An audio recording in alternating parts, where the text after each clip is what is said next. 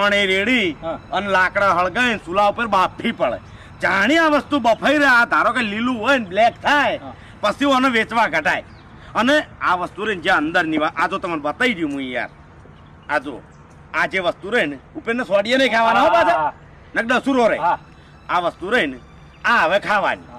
આ વસ્તુ ખાવાથી તમારા શરીરની અંદર ઠંડક રહે. પણ ઠંડી તો છોકરાને શરદી થાય કે ના થાય? એટલે આ રહ્યું ને આ શરીર માટે ઠંડુ કહેવાય એમ.